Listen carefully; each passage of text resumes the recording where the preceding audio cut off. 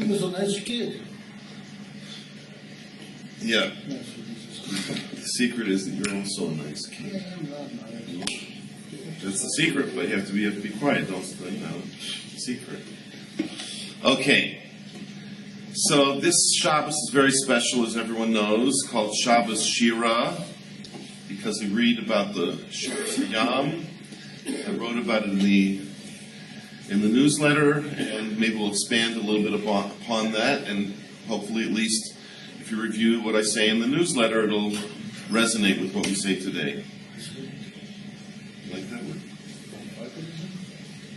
So, I called it singing lessons because I feel most of us aren't so good at singing, and the Torah actually does want us to sing.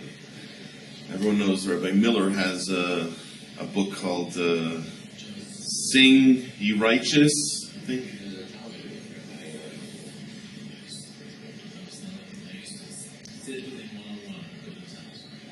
Wow. Can you give me, later can you tell me over some nice things from him? I'd love to hear it. We have another Rav who used to hear things from Rabbi Yehuda Samet. He said once that Rav Miller every day thanked Hashem for every single part of his body. That means, according to Chazal, we have 248 limbs and 365 ligaments. That means he sat there for quite some time. Thank you for my nose. Thank you for my eyes. Thank you. Imagine if you just try it once. He did it every day. Just one day, he said to Hashem, thank you for everything that you have. Rabbi Victor Miller, so next time I'll give you a chance to say some stories. Because anytime you say stories about a gadol, usually there's great inspiration there. I didn't have the schus. I really should have pushed myself. I knew that he spoke every Thursday night, I think it was. And I know people who push themselves to go. I never went, so I feel very bad. It's a word to the wise. Anytime you can meet a gadol, push yourself to go, because you may later regret it if you didn't. Okay, so I just wrote down a few of the places that we find that even if you say, I'm not a singer, right? Some people actually, that's their name, singer, so they know that there have to be a singer. But a lot of people, but I had someone recently in my house who loved motorcycles. And I played him a video of motorcycles just because he really loved motorcycles. So on Motzi Shabbos, I hooked up a little video of motorcycles. Yes. And as he listened to the throttle of the motorcycle, he says, do you hear that chazanus? For him, there was chazanus. For him, there was chazanus in just hearing that, and he was right. It was a very special throttle, I had to admit. So, that means that there's really things that we have to sing about that aren't even written here. So you can take what I'm saying and apply it to many other things in your life. But there are things that we have to sing about that we do know about, that are something that's written in the Gemara and a lot of it even in the Mishnah Brura. For example, Psukei de Zimra. Every day we say Psukei de Zimra. We don't even think of what that means. Psukei de Zimra means psukim of song, verses of song. That means I'm supposed to actually sing Psukei de Zimra. And most of us, we're lucky if we get there in time to say Psukei de Zimra. And if we get there in time and we could say it without mistakes, we're also lucky. But the real truth is we're supposed to sing it. I actually know one very chashuv Rav in Telstone who sings his Psukei de Zimra. He comes early and he says each pasuk as if it's a song. And I've never heard such a beautiful thing in my life. The only thing I could compare is one time Rav Eliashib used to come to Telstone for his summer break. It only was a few summers in a row, unfortunately. But he used to daven a certain minyan, and he would come early when he could. And he would sit there all alone in shul. Luckily, I was there for a few times. And he would learn the parsha. As we know, Shnayim Mikra Echad Targum. Everyone was talking about it this week because they said, you should say Parshas Aman, big segula for Parnasa. But the truth is, it's a mitzvah every week to say Shnayim Mikra Echad Targum, the whole parsha. And some people every day say a bit, so they make sure they finish by Shabbos, which is a mitzvah, which is in Shulchan Aruch. And he used to say it with a nigun. And I've never heard this nigun before.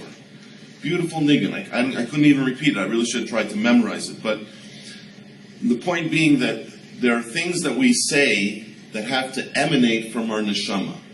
Song is something that emanates from the neshama.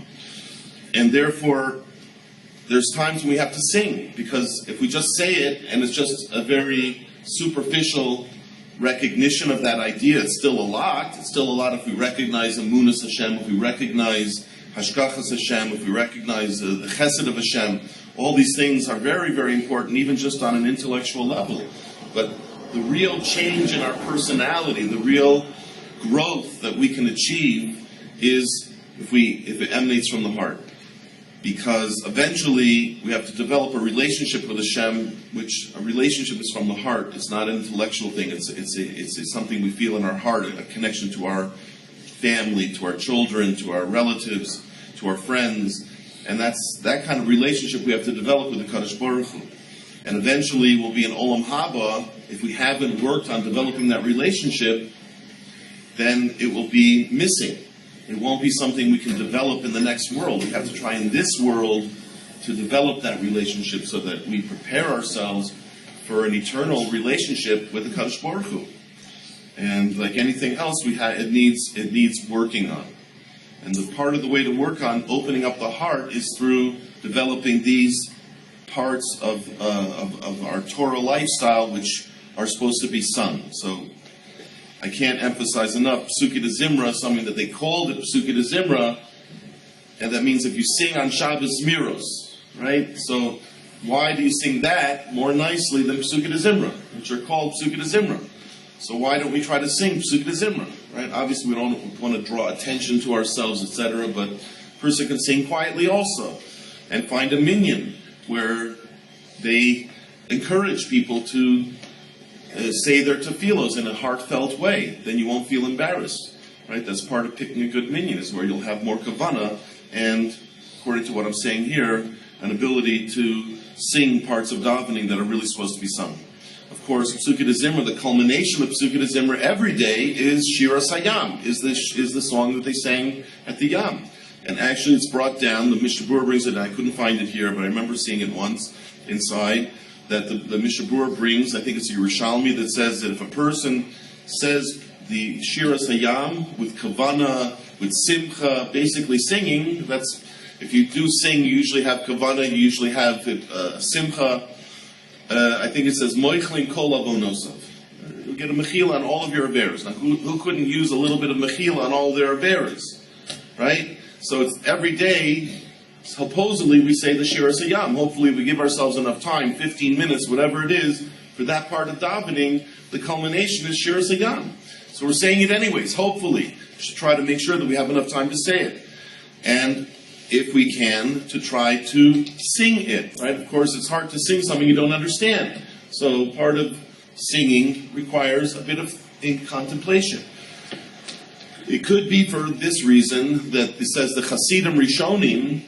The Gemara says Hasidim Rishonim, not the Hasidim in the sense of Hasidim that we know today, but people in the time of the Gemara who took the time to do extra mitzvahs beyond the letter of the law. That's what a Hasid is. He goes beyond the letter of the law. So it says that they would prepare for davening an hour before davening, right? That means davening is at 7, they were there at 6 in the morning. Now, a lot of people come early to shul. I mean, not a lot of people, but there are a lot of people who come to shul early. A lot of them to learn. They have a seder of learning, this and that. But these Hasidim Rishonim came to prepare for davening. An hour from 6 to 7, davening is at 7, from 6 to 7, they were preparing themselves somehow, some kind of contemplation for davening. And then they took an hour to daven. That means they didn't rush their davening. They sang their davening, as it were. And then they took an hour afterwards to sort of come back into this world, so to speak, take the concepts that you gained during davening and reapply them to life, and to put them on your hard disk. Yes? Actually, the word is sha'ah, which is out, but it can also mean a moment. And that we'll take a moment before we daven to think about what we daven instead of we're over. Take that moment before we daven and that moment after certainly, let's say, for us, that we don't feel we're on the level to be Hasidim Rishonim, and the Gemara is not really advising everyone to just jump and try to become one of these types of people, but even if the word Shah is more literally a Shah for them, because, for example, the Gemara says, if they really spent that much time every day learning, davening, how did they have time for learning? The Gemara asks the question. The Gemara asks the question, how did they have time for learning? These people, they were Hasidim, Rishonim, a Chasid, it says, Ein Amma Aretz Chasid. There's no such thing as being an Amma Aretz and a Chasid. It's like a contradiction. If you don't know Torah, you can't be a Chasid. Why? Because a Chasid goes beyond the letter of the law. If you don't even know what the letter of the law is, how can you go beyond the letter of the law? It's impossible. And usually, you don't even do the letter of the law if you don't know the halacha. So these people, a Chasid, he knows the letter of the law. He makes sure to do at least the letter of the law. He tries to go beyond the letter of the law. So, the Gemara asks, how could they have enough time to learn? They were spending 9 hours a day, according to take Shah literally, they were spending 9 hours a day davening. They didn't leave a lot of time for learning.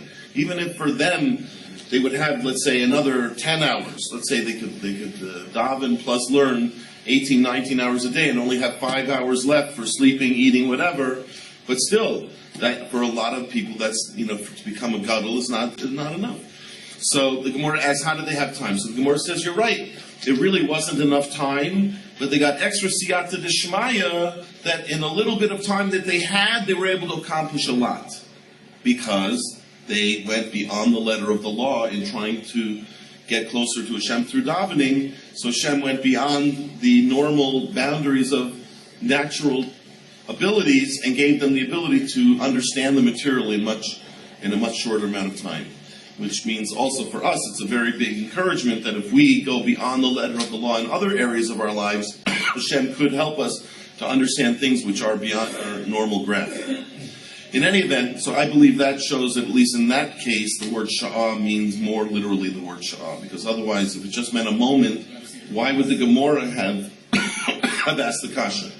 I'm not saying we should try to be like the Hasidim Rishonim, but we should try to take the time, whatever it is. Perhaps you're right, maybe a moment is enough, or I think most of us, not a moment would not be enough. But obviously whatever a person can do is appreciated. But to try to take the time and prepare. For example, we see that in this week's Parsha, right before the song, the Shir Sayam, it says, Oz Yashir, Moshe, Uben Israel. And that's the introduction to the Shira. And Rashi says, what is this wording? Very strange wording. Then he will sing. You're telling a story about what happened thousands of years ago, and you said, then he will sing. So sometimes in the Torah we have the future tense, but we have the Vav right before it, which is called the Vav HaMahapik, which changes it from future to past tense. So it looks like the future, but it's really past. But here there's no Vav before the word Yashir. So it's really a future tense. Okay? Now, obviously, there are other more grammatically oriented answers, but Rashi says 2 answers, which are more of a drush kind of an answer, and he learns that as Pashut Pshat, because that's what Rashi can. Rashi's job is to teach you Pashut Pshat. So Rashi's saying, what are the 2 pshatim of this word, Az Yashir? Either it's a reference to Tchias HaMesim, and he's promising that he will also sing, and therefore, they say also that if a person says the Shira in this world properly, he'll be zoicha to sing it Tchias HaMesim again properly. But Rashi says another pshat. What's the other pshat in Rashi? What's the other pshat in Rashi? Anyone know? He thought, right? Allah belibo. Allah belibo literally means it came up in his heart, which is a nice way of saying, like you could say, it occurred to him. It occurred to him to sing, and then he sang. But what's the use of telling you that? I mean, anything we do, it's because it occurred to us to do it. You know why I came here today? Because it occurred to me to come today. I thought, I want to come, so I came. So if I say, Fred came here today, do I have to say, Fred thought to come, and then he came? Is that a necessary thing to say? Why did the Torah have to tell us, Moshe thought to sing, and then he sang? What kind of why is that important? And especially remember that the Torah is not a history book. The Torah is teaching me a lesson of how to live. What lesson is there? Yes? No, I thought the response was saying when the individual receives or certain clarity in how the world works, and into both the present and the future. In other words, he saw the forest for the trees. And then he was so joyful that he sang you know. Uh-huh. And, So it means he had a recognition of a certain greatness of Hashem that inspired him to sing. Okay, but I would say the words of Rashi also give us a key, perhaps along the lines of what you're saying, to how we could sing Shira. How could we emulate them? Obviously they had a Nebuah. We're not necessarily going to have a Nebuah. But if the Torah is just telling me they had a Nebuah and it has nothing to do with my life, then it wouldn't be in the Torah. The Torah is there because I can apply it to my life. Anything in the Torah can be applied to our lives. How can I apply that part of where the Torah says he thought to sing and then he sang? The answer is, if you want to be Zoicha to sing, and there's a good reason to sing, as we said, you get all your Veras, Moichel, etc. You prepare yourself to have a relationship to Hashem. You want to sing, but you don't really feel like you're on that level, so you have to do like the Hasidim Rishonim. You have to prepare. There has to be an Olav Alibo. There has to be a stage in which you're thinking about, how am I going to sing right now? I want to sing to Hashem, but I'm not really on the level. It may be because I don't have the recognition, so I could work on thinking more into the Chesed of Hashem, into the Ashkachas Hashem, etc. But there has to be an Olav Alibo. When you sit down to daven, as you're saying, take a few minutes, take some time to be Olav Alibo. Think that Moshe Rabbeinu even didn't just start singing. He didn't just come to shul, open the siddur, and start singing. There had to be an Olav Alibo. There had to be a stage of preparedness. And that's why you find the great tzaddikim did take time to prepare when they had to daven, when they wanted to do avodas Hashem.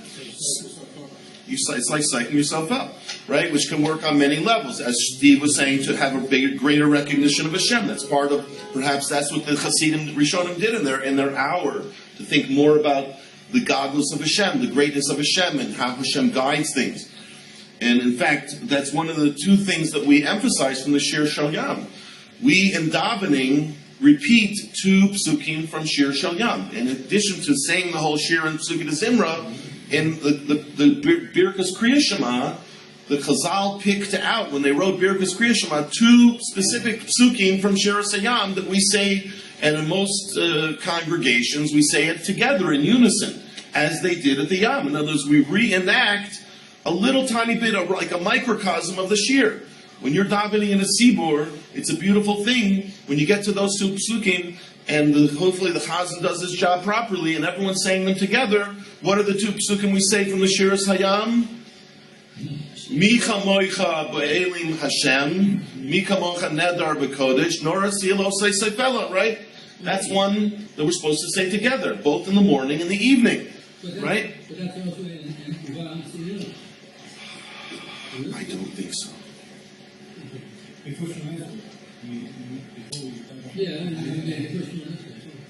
It's in the brachas of Kriya Shema, which is after Kriya Shema. Kriya Shema has two brachas before and one after in the morning and two after at night. That's called Birkas Kriya Shema. Two before and one after. Or two before and two after. Okay, that's called Birkas Kriya Shema. And Chazal wrote it, because it's not like someone in the 11th century just decided to put it in the siddur. Chazal wrote these brachas. These are brachas that, just like Borei Pri Eitz and Borei Pri Adama, were written by Chazal, and we follow their nusach. These things are also. And those are two psukim that are said in unison. That's our custom, to say them in unison. In a sense, we're reenacting the Shir Hayam. Why specifically this pasuk plus what's the other pasuk?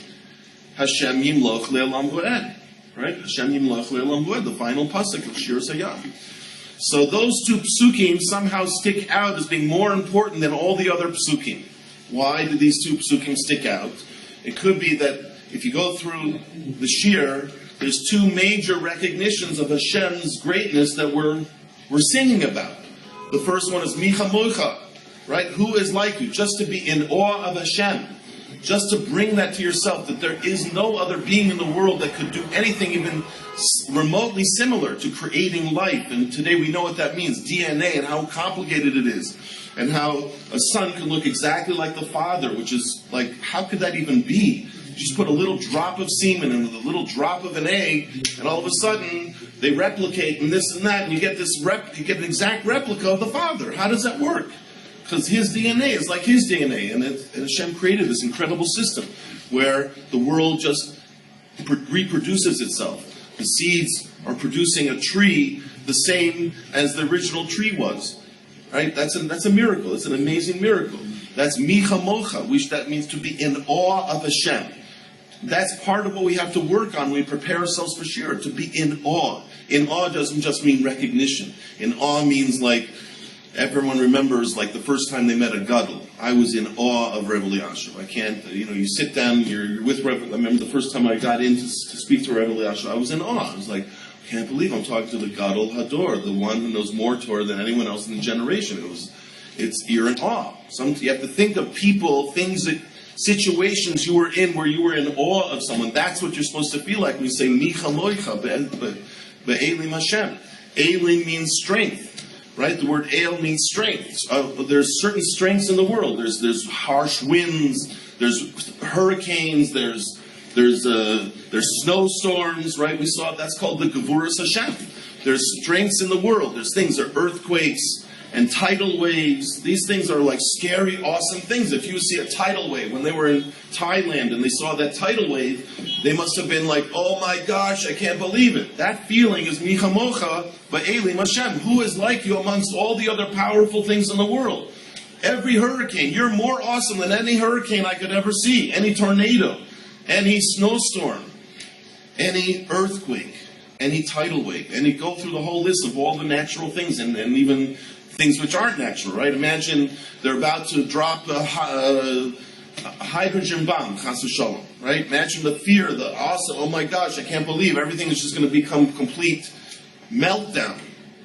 That kind of awesomeness. Hashem is as awesome, if more awesome. Micha Mocha, who is like you? Be'elim Hashem. Micha Mocha Nedar B'Kodesh. That means that there's a certain glory in Kedusha. That means even if you find powerful things in the world, they're not Kodesh. Right? There's something called Kedusha, holiness. When you meet a great gadol, he's holy. You meet a holy man. Probably most of us feel, at least once in our life, we met a holy man. That was an amazing feeling. It's more than just the power of a hurricane or the power of an earthquake. There's something about a holy man that's just, you're in awe. And that's another Micha Mocha. Ne'adari B'Kodesh. Nora Sehilos, which means wondrous praise.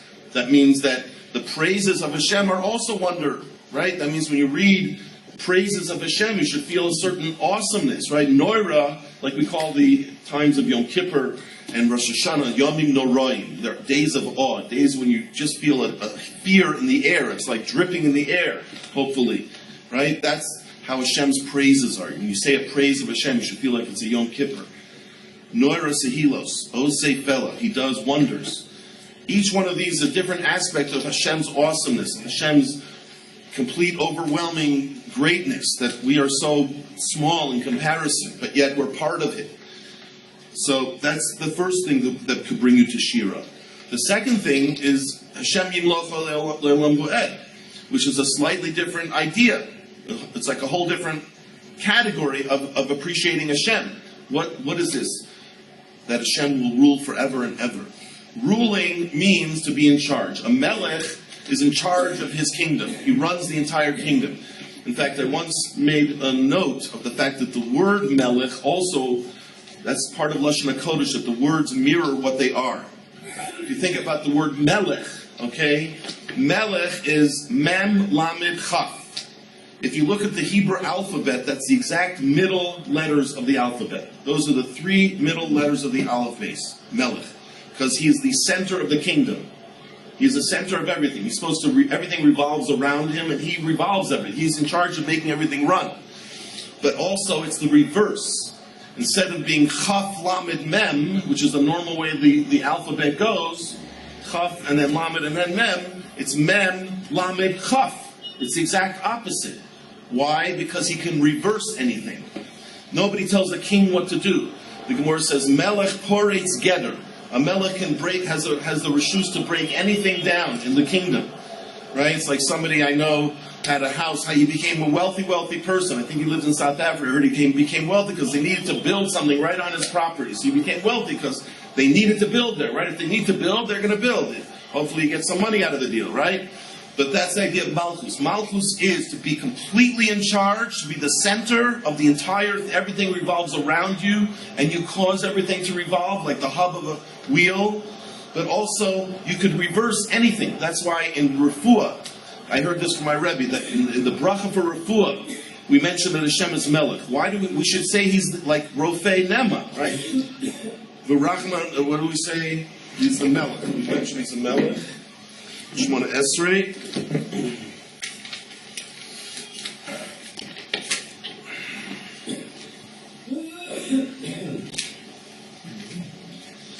Refueinu Hashem b'nei Rofei, etc.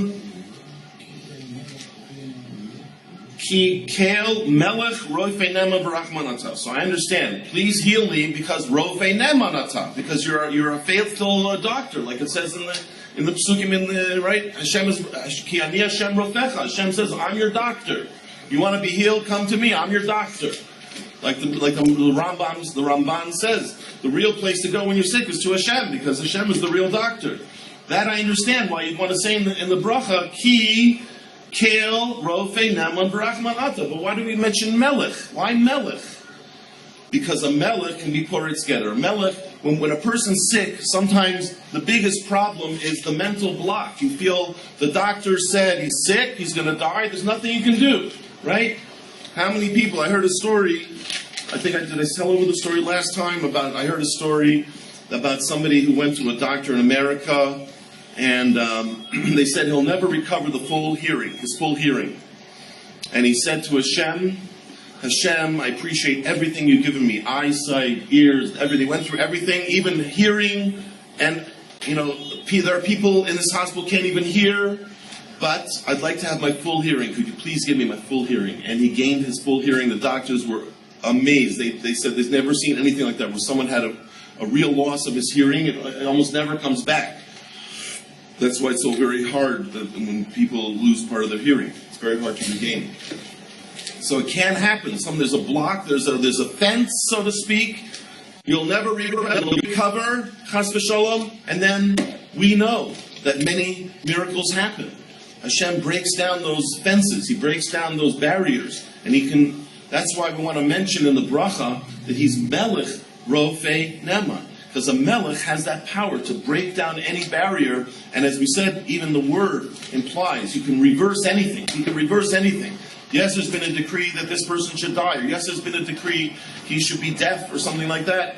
But it could be reversed if Hashem does it, because Hashem is completely in control. So it's there's another part of being a melech, of course, which is that when he runs the kingdom, he's doing it for a purpose. He's bringing the kingdom to the proper situation that it needs to be in. So when we talk about Hashem Yimlach Le'olam Voed, it means that He's running the world with a purpose.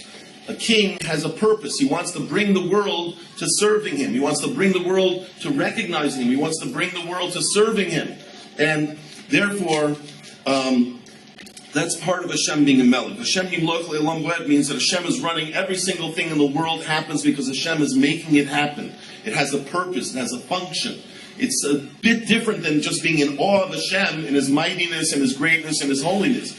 It's because now I'm appreciating another thing called Hashgacha Praktiyus, that everything fits in. There's no detail in my life that doesn't fit into my ultimate purpose. There's no detail of things that are going on in the world that are not there for a reason. Because Hashem is Melech. Melech implies He's running everything.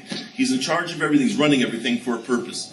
So those two things, and that's what they came to recognition when they came through the Yam. Because till then it looked pointless, being a slave in Egypt, undergoing senseless punishment and torture and this and that and the other, till they finally came out at the other side of the Yam and they realized Hashem Yimloch Le'olam Voed. We are now under the aegis, the guidance of Hashem, and we're on a path. We're on a path that will be Le'olam Voed, that's going to be forever and ever. That brought them to Shira. That could bring a person to Shira. So again, that's another thing to think about before we try to bring ourselves to singing about Hashem. Another thing, of course, they had the salvation. They were saved from death. That could bring a person, if he realized how many times he's been saved in his own life from different, as we call them, vicissitudes, right? Different things which have gone wrong. I know someone who told me I wasn't doing this and then I broke my leg, but that was the greatest thing for me, because since I broke my leg and I ended up in the hospital, I missed this whole horrible thing that happened. All my friends got thrown into jail and this and that, right? That can sometimes be, we can only appreciate it much later. that sometimes we missed the boat sank, all those kind of things. We were in a very bad situation, we lost our job, and then all of a sudden something other happened and came out. They came out the other side of the Yam, they appreciated their salvation. Another thing to bring a person to singing. And the last thing, which I thought was a good point to make note of, is the Mida Keneged Mida, which we see in the Shiras Hayam. They appreciated that, if you go through, as Rashi says, sometimes they refer to the Egyptians as straw, sometimes they refer to them as stone, sometimes they refer to them as lead. Why? Because some went down like lead right away, some went down like a stone, took a longer, they suffered more, and some like straw, that they just got bobbled up and down and they suffered tremendously. Why? And they saw when they Rashi says, you can look at the Rashi, when Rashi refers to this in the Shiras Hayam, he says because different Rishonim had different kinds of punishment that came to them. Some were worse to the Jews, and so the Jews saw that this guy's suffering a lot. I remember he used to make us suffer a lot. And this guy was not as bad. He had a quicker punishment. Just like the Arba Misos based in. Four different types of death that the base could put a person through. Each one is a bit more severe than the other. There's different levels. And depending on the Avera, he might deserve a harsher or less harsh decree. And they saw that. They saw that everything that happened to them, even the Makos were made the Keneged Mida, something that the Egyptians had done, they were punished in the same exact way. And what does Mida Keneged Mida teach us? Why would that bring us to Shira? Because first of all, you see the justice of Hashem. Everything is just. He doesn't do anything more. There's no greater punishment than is deserving. It always matches, what do we call it? Matches the crime. The punishment matches the crime. Exactly. And not only the level of intensity of it, that's one kind of Mida Keneged Mida, the type. Right? They did something against us they threw our babies into the water. Hashem did something with their water. Each one of the Makos showed us another type of Mida Keneged Mida. That what does Mida Keneged Mida teach us about Hashem? That Hashem, again, is not only guiding us in the terms of the nation, like a king, but He's also guiding us as an individual. If I do something wrong, and Hashem brings something back to me, sometimes a good thing, Mida Keneged Mida, sometimes if we've helped other people, we could be helped. Sometimes we're in a situation we realize we were helped because we helped other people. That's one kind of good Mida Keneged Mida. And then there's the other type where we get punished with something very similar to, we said Lashon Hara against someone, we embarrass someone publicly, and then suddenly we get embarrassed. We realize Hashem is showing me some kind of Mida Keneged Mida. That kind of treatment, Mida Keneged Mida, not only shows the fairness of Hashem, but it shows the caring of Hashem. That means He's dealing with me as an individual. That means He's saying, you have a problem in a specific area. I want you to improve in that area. So therefore, I'm going to give you a kind of a reward or punishment which is going to focus on that. It's like shining a flashlight on that particular thing, that now we know what to work on. Now we know how that fits into our personal project as a human being.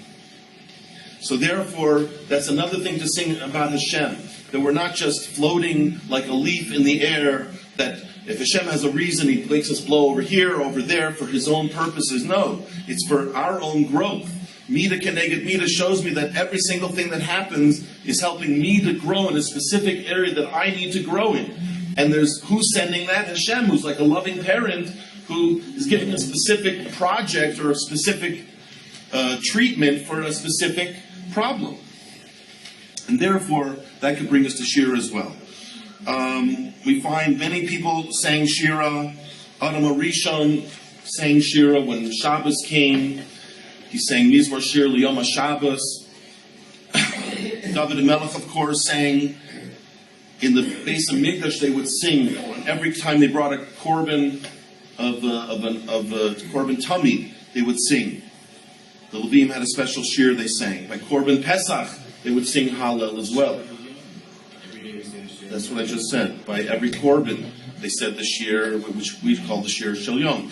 But even on Pesach, when they were shechting the korban Pesach, it says that the Levim kept repeating Hallel. Sometimes there were so many people that says they repeated it 2 or 3 times. That means when you were shechting korban Pesach, you heard the Levim with all the instruments and all the singing these incredible songs. And then again, you sang it on Leil Pesach like we do. We sing some people even in shul, but certainly in the Haggadah, it's part of our ritual to sing the Hallel. And even in the Haggadah, we mentioned that there will be a Shir Chadash. In the future, there will be a Shir Chadash. You say now it's a Shira. There's a reason why it's feminine. In the future, it will be masculine. It will be a Shir Chadash. But there will be a Shir that we'll have to sing in the future. So the more we accomplish now, preparing ourselves to sing, we'll be able to do the singing of now. And also learning. Many people sing their learning. We were talking about that before. It's a way to understand your learning better. It's a way to internalize your learning and remember, just like we remember songs from when we were little kids because we sang them. If we do that with our learning, it's a great way to remember your learning. And that's why when you go into a Beis Midrash, you always hear the sing song. There were people who did tshuva because they heard Gedolim singing their learning. There was a person who was a neighbor of the Vilna Gaon who did tshuva because every night he heard the way the Vilna Gaon sang his learning. And of course, we read the Torah the same way. We read with a certain truck. Why do we do that? Why do we sing? Why do we just say this? You want to sit and learn the Torah? Sit and just say the Torah. No, we sing it because it's something that happens to the neshama when the words of Torah are sung. That's why the more we do it, the more we become attached to the Torah. Okay, the list goes on, but I just wanted to say that Mirz Hashem, this is Shabbos Shira. Perhaps we call it Shabbos Shira because not only we read about it or sing about it in shul, but also it's a time to work on your being able to reach your own Shira. It's Shabbos Shira because if you work on it, you think about all these things, and even go into other things that perhaps we didn't mention. What drove them to sing? What things happened? Moshe, Allah Balibo, and what the preparedness and these ideas of Hashem Yimlov and Micha Mocha and the Mida Keneged Mida and being saved from other things that have gone wrong. Those kind of feelings can bring us to Shira. If we work on concentrating on the need for Shira and the way to try to bring ourselves to Shira, perhaps we can slowly become like David HaMelech is called Anim Zmiros, pleasant melodies, right? David HaMelech, who's the Regel Revi, became the fourth leg of Hashem's throne because he represented this attachment to Hashem through song, which we say Tehillim. Hashem should help us to use this Shabbos Shira properly, and hopefully this is a time in general, the Shovavim, to tshuva, and to bring the Geula Shlema bin Rabbi Yomin.